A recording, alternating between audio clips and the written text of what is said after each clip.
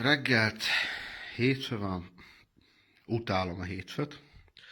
Na most itt is bebizonyosodik az, amit az előző videóban mondtam. Ugye fent a gyönyörű kínai irányjelző. Ugye történt az eset, beszerették volna indítani a motorkerékpárt, bár mondjuk már régen elmúlt a szezon, mindegy, szerettek volna egy kört menni vele, meg fölmelegíteni. Az annak a rendje és módja szerint természetesen nem indult a motorkerékpár. Mi lehet a probléma? Hát az akkumulátor. Egyértelműen feltöltötték az akkumulátort, akkor már pöcre indult, kerültek vele egyet, minden oké volt, leállították, következő nap úgy gondolták, megint beindítják, hát a motorkerékpár megint nem indult. Mit gondol az egyszerű motoros? Ugye fogja az akkumulátort, kicseréli egy újra, kicserélték egy új Warfa akkumulátorra, ugye pöcre indult a motorkerékpár, kerültek vele, fölmelegítették, minden very happy. Ugye legközelebb megint elővették, megint nem indul a motor. Miért nem indul a motor?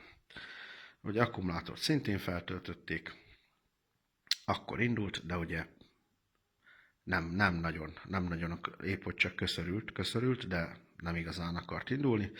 Akkor szétszették, ugye megállapították, így szemrátétellel, hogy ugye a feszültségszabályzó tönkrement. Itt ki volt puklisodva a feszültségszabályzó.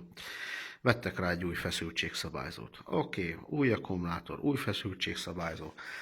Minden very happy. Most már így fog kijönni a Ganébu, ez a 919-es. Igen, be is indult, kerültek is vele egyet, de következő nap megint nem indult a motorkerékpár. Na, mi lehet a probléma, ugye? Kapaszkodva a multiméterbe, imádkozva a Jóistenhez, szétszedtek rajta mindent, az ég adta a világon, mert ugye test zárlatra gyanakodtak, hát nem jött össze. Ugye ilyenkor jön szóba a szerelő, hogy akkor végképp minden lehetőséget ugye átvizsgáltak, akkor elvisszük a szerelőhöz. A szerelő ugye megállapította, elmondták a hibákat. A szerelő megállapította, hogy igen, hiába vettetek bele új akkumulátort, amikor beletettétek az új akkumulátort, még akkor a feszültségszabályzó nem volt kicserélve. Az a fránya generátor, az nyomta neki a 3 fázison a váltóáramot. Jó, tönkretette az új akkumulátort, hiába, hogy akkor már fönn volt az új feszültségszabályzó, ugye, de már előtte a rossz feszültségszabályzó által tönkretette az akkumulátort. Most ugye beljebb vagytok egy csomó pénzzel, mert kísérleteztetek, butaságból kísérleteztetek, és sajnos tönkretettétek az akkumulátort. Nem, egyszerűen, de ez nagy általánosságra mondom, ez nem csak rá vonatkozik, hogy nagy általánosságra itt mennek itt a spórolások, jó van, évvége van, tudom, karácsony van, elköltöttük a pénzt, aki olyan hülye barom volt, hogy még hitelt is fölvett, hogy a gyereknek megvegyük az LCD TV-t, aztán meg majd a 2020-as évben nem győzi majd fizetni. Szóval egyszerűen nem értem, szóval ezt elvittétek volna egy szerelőhöz. Az fogja a kis multiát, végigmér minden, és megmondja nektek, hogy a feszültségszabályzóval van probléma, ezt ki kell cserélni, és akkor lehet, hogy megúsztátok volna az akkumulátort is, mert lehet, hogy még az a akkumulátor is, a régi akkumulátor is jó lett volna. Szóval egyszerűen sajnáltok egy szerelőnek kiadni 5-10 ezer forintot, hogy megmondja a problémát. És akkor ez egy dolog, hogy a 15 000 forint volt az akkumulátor, de egy hétig kilóttatok vele, idézőjelbe, érted? Érted? Szóval erre nincsen pénz. Nem értem, szóval a butaságnak is megvan a határa. De mondok rá egy nagyon jó példát, otthon kísérleteztek ezzel, érted? És akkor olvasgatom itt a Facebookon ezt a HHO technológiát, nem tudom, hogy ki van benne otthon. Ez magyarul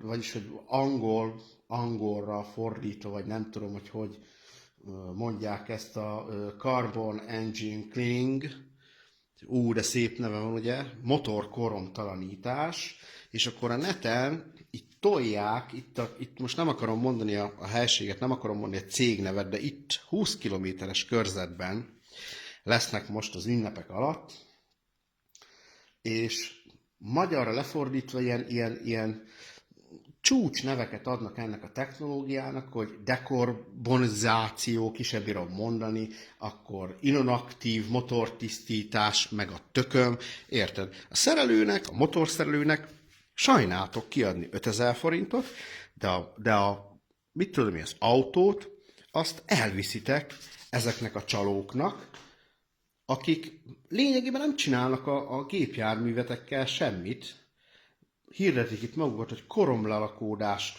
45 perc alatt kitisztítjuk a motort, mit tudom én, és akkor elkérnek 15-20 meg 25 ezer forintot egy 30, illetve 45 perces idézőjelbe motortisztításé, ami egy baromság, mert aki ismeri azt, hogy mit csinálnak, van egy kínai gép, egy CO-hoz hasonló, ami hidrogéngázt fejleszt.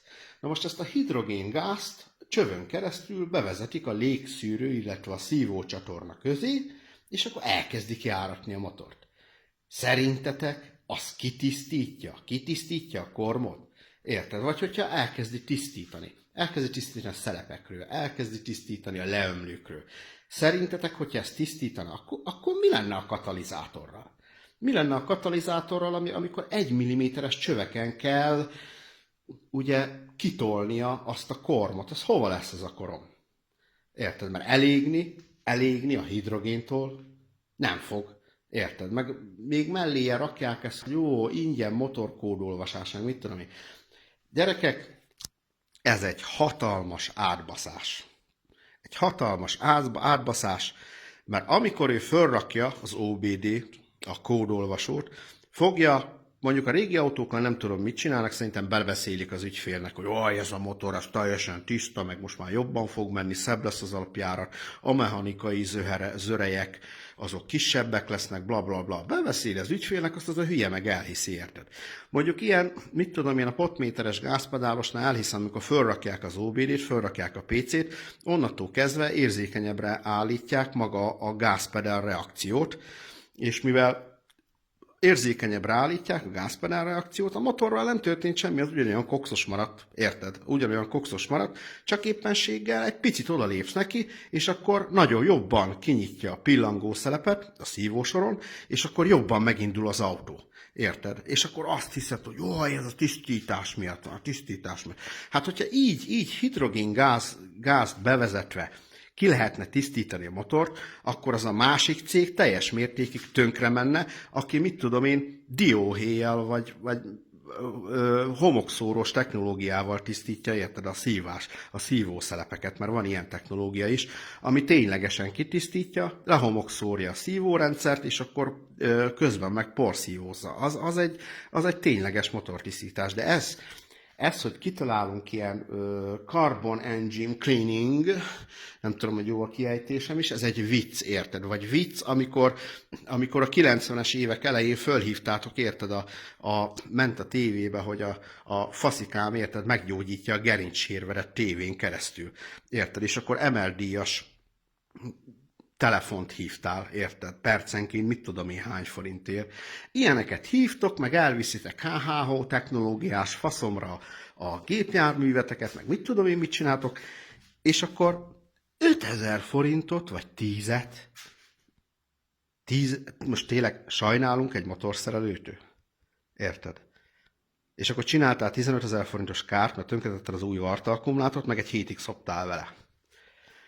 Szóval nem értem ezt a világot, érted? Meg a másik, hogy valakinek nem tetszik a stílusom. Engem nem érdekel, hogy nem tetszik a stílusom, de legalább nem foglak átbaszni, érted? Nagyon sok munkától azért esek el, mert megmondom a frankót. Leszarom.